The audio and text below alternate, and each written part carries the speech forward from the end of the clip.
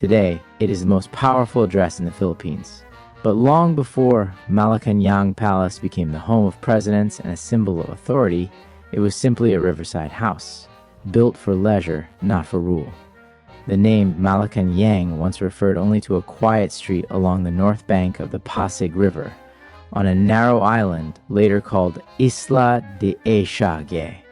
Beside a small creek stood a modest bahay na bato, a stone house with gardens and a bath surrounded by a stone fence. In the 17th and 18th centuries, it was common for wealthy encomenderos and merchants of Manila to build private retreats here.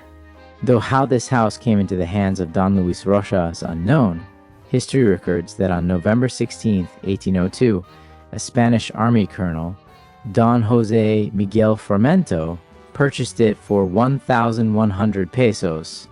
23 years later, in 1825, Formento's estate sold the property to the Spanish colonial government for 5,000 pesos paid from the Chinese head tax fund.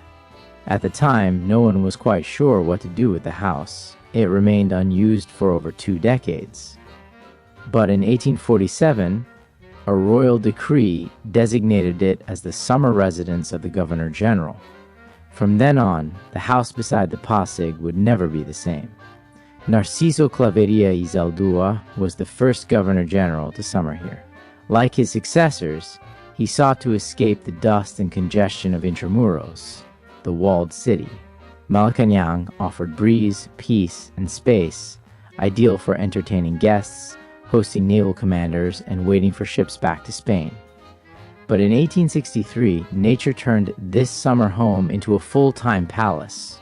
A powerful earthquake struck Manila, damaging the original governor's palace in Intramuros. Governor Rafael de Echage moved into the riverside residence, expanded it, and built a new 2-story wing, complete with bath, dressing areas, and space for leisure. Over the years, each resident added something new. Staircases were moved, dining rooms relocated, wings extended, galleries constructed. By the end of the Spanish era, Malacañang was no longer a modest retreat, but a full-fledged seat of power. When the Americans took control in 1898, they didn't just inherit the palace, they transformed it. The grounds were elevated, interiors redesigned, and the estate expanded. A new flagpole was raised, a tennis court, a swimming pool, and a modern sewage system were installed. In just 23 years, the U.S. colonial government spent over 1.3 million pesos on improvements. Malacañang endured occupation, war, and liberation. Each era left its mark, architecturally and politically. Yet by the post-war years, not a trace of the original bahay na bato remained. What had once been a quiet home by the river had become a sprawling complex of power. Even the street that gave the palace its name had vanished. But memory lingered. An elderly woman named Carmen from nearby Quiapo named the place as Malacañang, from the phrase Malacanang. There are nobles there.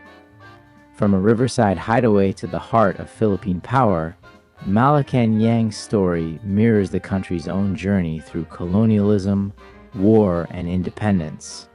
And though few traces remain of its original walls, every brick laid since has borne witness to history.